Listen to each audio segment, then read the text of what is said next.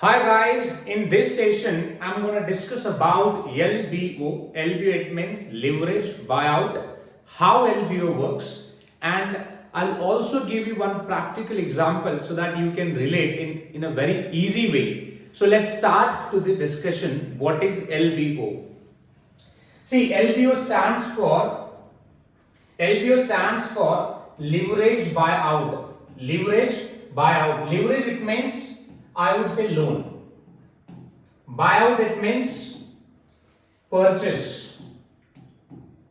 Buyout it means purchase. So here in a very simple way, if you want to buy any business and if you're looking for a funding from bank, funding from private equity business, funding from hedge funds, mutual funds, or any other institute or insurance companies and all, if they are interested to offer funding to you, let's say, and if you receive that funding, so once you receive that funding, if you purchase any business, so that business would be, LBO, leveraged buyout. So leverage, as I said, leverage it means it's a loan, so that you can purchase any business through loan process. So it means you can apply to the loans with the bank or maybe any other institutions. Bank or institutions, they'll provide funding to you. So once you receive funding, then you can purchase that business. So as I said, through one example, I would like to decode this in a very practical way so that you can relate. So let's first discuss about it. You are a buyer, all right? You are a buyer and you are looking for, let's say, ABC Corp that you want to buy it out.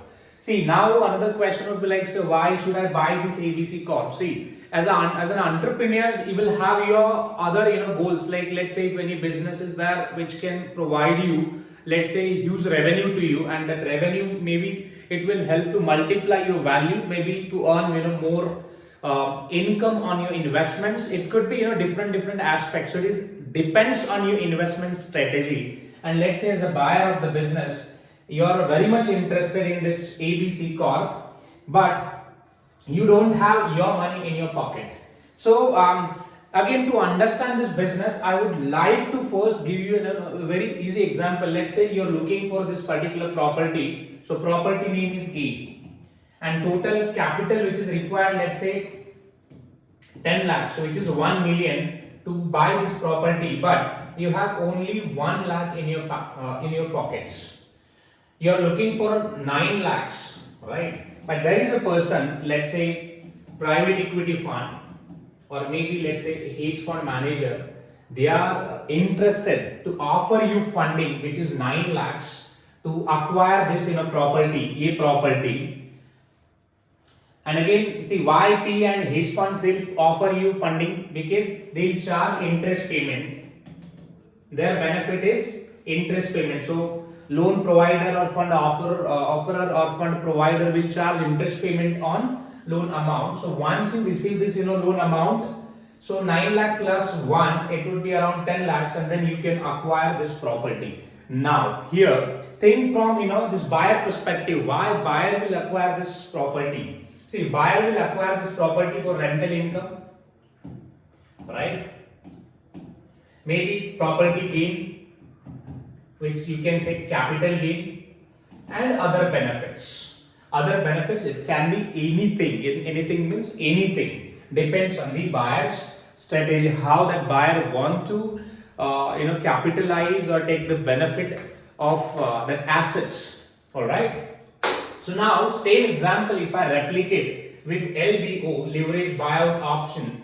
As I said, LBO it means leverage buyout option strategy, where you can buy business through loan process. So it means you can approach this person to acquire ABC Corp, and once let's say this person, it can be hedge fund manager, it can be insurance company, it can be any individual. If that person offer funding to you, then you can grab this property or acquire this particular property or business. All right. So now let me just tell you another example, practical example, so that you can relate. So let's talk about this case study, which is a very interesting one. See, few months back, there was a news about Twitter Now Twitter renamed as a X something. All right. So Twitter, that owner means this guy was holding, Twitter's majority of the stake in Twitter, and now if you see, this guy is now leading to this Twitter. See, Elon Musk, everyone knows it, right? So Elon Musk wanted to acquire this Twitter, which is social media platform, but Elon Musk don't wanted to spend his entire means $44 billion amount. If you see, the deal size was around $44 billion. Elon Musk don't wanted to spend $44 million alone, but he wanted to lead that. So what he did, he just spent around $4 billion, and rest amount, if you see, approach to the other banks. If you see, entire out of 100%, only 9.1% stake, this guy Elon Musk grabbed it. But apart from Elon Musk, there are other investors as well, which is BlackRock, one of the largest, asset management company in the world. Vanguard, one of the largest company in the US. So Vanguard basically holding around 10% equity. Then BlackRock 6.5%, Morgan Stanley again around 4.9%, and State Street Corporation is also holding around 4.5% equity. Apart from that, there are other publicly listed, the investors. It means because this Twitter is publicly listed company, so investors, retail investors are also there. So the point is, if you see, along with Elon Musk convinced to the all other fund provider, because AMC or Vanguard, Morgan Stanley, State Street, they help basically to the any buyer who want to buy anything through leverage. So basically all that other institutions help Elon Musk to raise around $44 billion amount.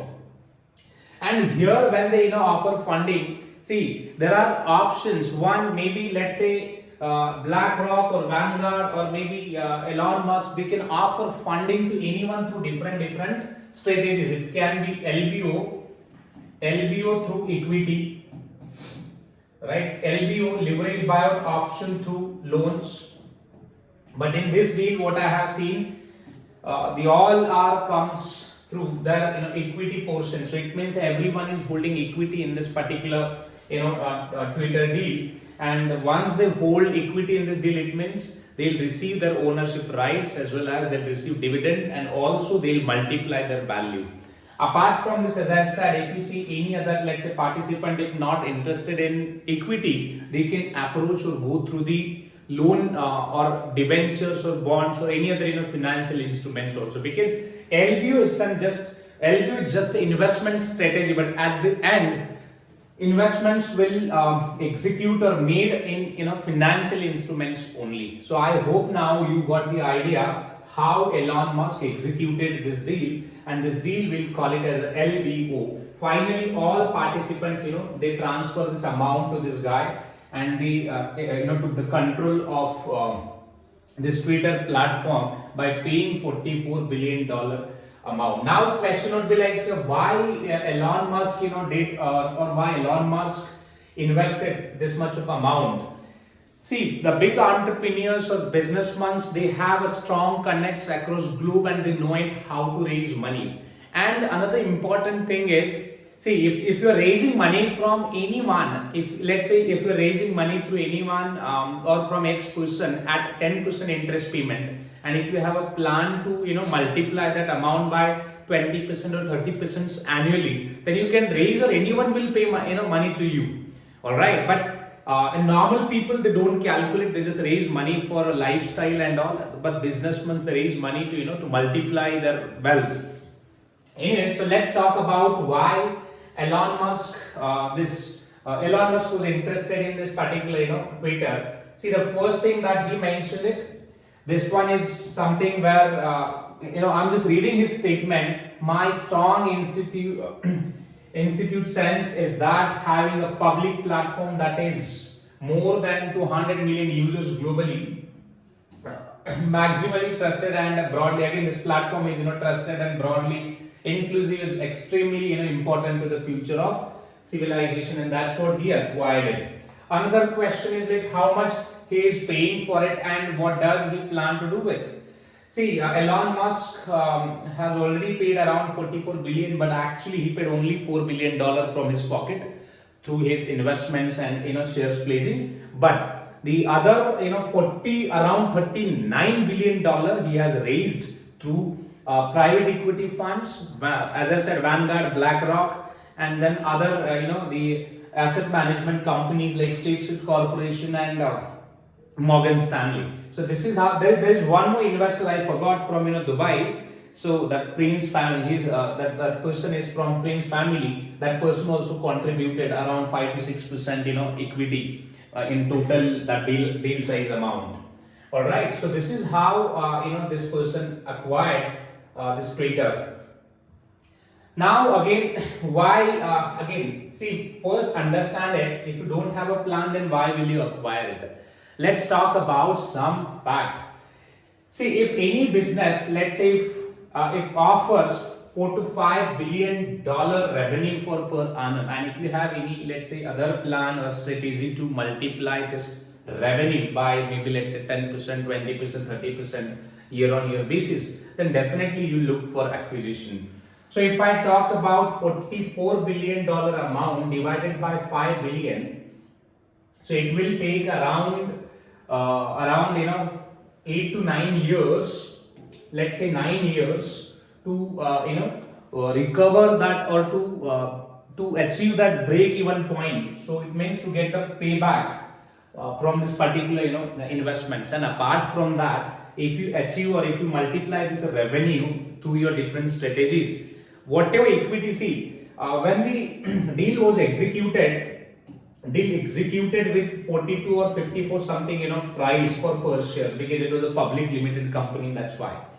All right, but what if we achieve let's say $10 billion or maybe $6 or $7 billion revenue for per in a year, then ultimately you would see appreciation, huge appreciation in stock price, and at that time maybe that Elon Musk can sell it out his stake to someone else and take the exit. All investors can also have same strategy, or maybe that they can operate the business and generate more revenue to get more dividends out of it. So there are different strategies. So it depends on how they want to go ahead with LBO. But yes, basically LBO it's like a home loan, where if you have a down payment in your pocket, then you can go to the market, look for a lender, negotiate with them, and if they offer funding to you, then you can take the control of that property and you can provide maintenance and all other you can take care of property and everything until you repay the entire debt of that particular lender. So same strategy you can apply it here. So as a promoter, or maybe if you want to lead to that particular let's say entire event,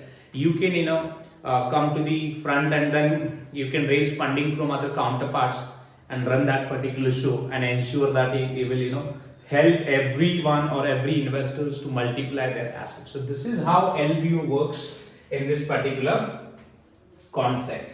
Now if we talk about LBO in terms of private equity perspective in PE, see, private equity funds they invest through LBO. LBO, it means basically they offer funding to the big business entrepreneurs like Elon Musk and all, where the big entrepreneurs, they target the businesses and then they negotiate with them and they purchase it out through LBO. So LBO, as I said, it's a loan process where you can buy business through loan. Loan, it means leverage. Leverage, it means cash. So if you have a cash, or maybe let's say if you want cash from someone else to buy business, then you can approach to the banks or asset management companies where they'll help you. So yes, I'm done with this session. If you like this initiative or if you like this content or session, so please do like and share this content with others as well. And if you're looking for any real estate private equity course or hedge fund course or any specific training or process related or process specific trainings, then you can reach out to us. So my expert team will help you to upskill your knowledge, or I would say whatever upskill part that you're looking for, and will also definitely help you to get a job in the market. So thank you very much for watching this. We'll see you next session. Thank you.